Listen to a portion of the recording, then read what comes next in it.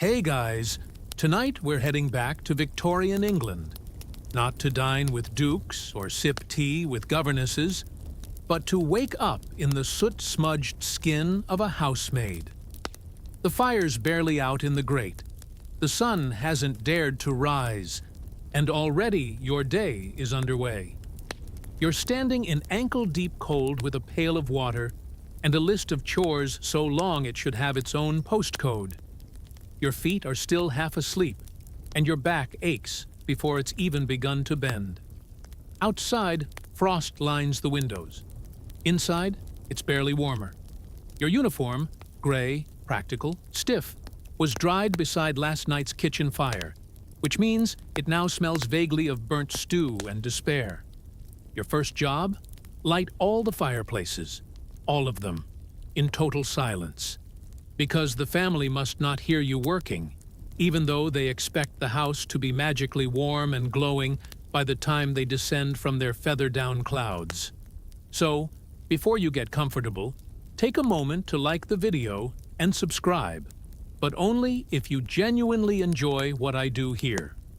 Let me know in the comments where you're listening from and what time it is. Now, dim the lights. Maybe turn on a fan for that soft background hum, and let's ease into tonight's journey together. You trudge across stone floors, balancing firewood on your hip like a one-woman lumber mill. The brass poker clinks. A log topples. You freeze. If Lady Elizabeth hears you, she'll mention it during tea, and not in the pleasant way. Fire lit, you tiptoe back toward the scullery, where your true nemesis awaits. Laundry. Laundry, for a Victorian housemaid, is not a chore. It is a saga, a full-on operatic production. Monday is laundry day, and you're at the mercy of a boiling copper cauldron that looks like it could double as a witch's soup pot. In go linens, shirts, and things we now gently refer to as unmentionables. You stir with a wooden paddle nearly as tall as you, sweat beading at your temples from the heat of both steam and panic. Drop anything in the ashes, and it's your wages on the line. Laundry soap isn't a gentle lavender-scented cube. It's made of animal fat and lye, rough enough to take your fingerprints clean off.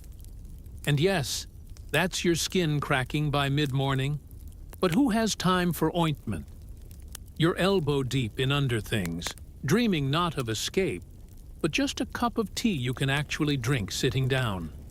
Drying the linens means hauling them outside, regardless of weather. Rain? Wind? A rogue flock of judgmental geese? Doesn't matter. The sheets must flap nobly in the breeze like domestic banners of obedience. Historians still argue whether some households actually hired extra help on wash day, or if that's just a cruel myth spread by jealous butlers. By now, your arms are noodles. You wring towels with the strength of a prize fighter and the posture of someone who hasn't stood up straight since Michaelmas. But you can't stop. There are chamber pots to empty. Yes, again. Rugs to beat, and boots to polish until you can see your bleary reflection in them. You snatch 5 minutes to wolf down a dry crust in the scullery, seated on an upturned bucket next to a stack of damp wool socks. These, too, must be hand-stretched into shape and laid neatly to dry, lest the master complain about sagging insteps. Real thing. It happened, documented in more than one cross letter.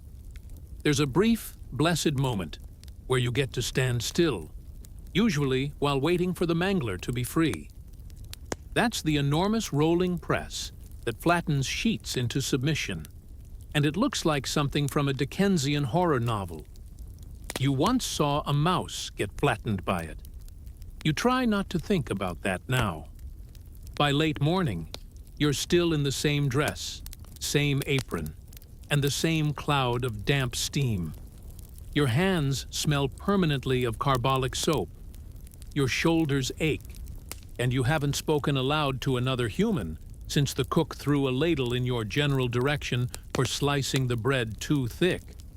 But hey, No soot on your pinafore this time. Small wins. The bell rings. Not the "you may rest now" kind. This is the upstairs bell, summoning you to the drawing room like some kind of apron-clad ghost. You wipe your hands on your skirt, smooth your hair, and trot up the service stairs, which are exactly 1 inch too narrow for human dignity. In the drawing room, Lady Elizabeth has dropped her embroidery needle and simply cannot, retrieve it herself. You bend, retrieve, curtsy. She nods, as though you've finally done one thing right today. As you back away, she mutters something about the housemaid being far too pale. You suspect she's mixing you up with the parlor maid again. It happens, frequently. Back in the hallway, you pass the butler, impossibly upright, impossibly quiet. You wonder if he ever sweats. Probably not. He smells like starch and judgment.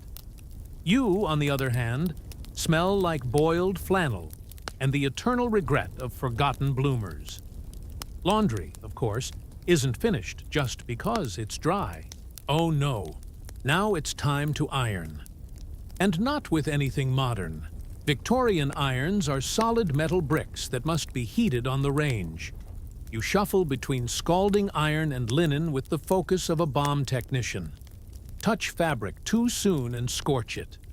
Wait too long and it's cold again.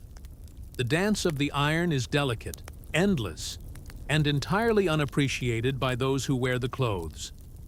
Ironing a corset cover is an exercise in folding what should not be folded. Some have lace, some have pin tucks, some have small embroidered birds that stare at you as if to say, "You missed a spot." You iron them all, layer by layer, while imagining what it would feel like to own clothes, rather than press them. You make it to tea time without crying, which is more than can be said for the under-housemaid, who knocked over the sugar tin and now smells like a human biscuit. You give her a soggy corner of your hidden scone in solidarity. The cook doesn't notice. She's deep in a tragic monologue about overbaked rhubarb. In the afternoon lull being a strong word for the 37 seconds you get to lean against the pantry door, you plan your next assault on the day's chamber pots. Yes, they've returned. Somehow fuller. You try not to think about how. You carry them out, one by one, along the servants' passage, which always smells faintly of mildew, soap, and secrets. This is where you overhear the gossip. The footman is apparently courting the milkmaid. The scullery maid has seen a ghost in the linen cupboard. You saw it too, but you just thought it was the butler before his first tea. Late afternoon is uniform inspection. Yours is crumpled.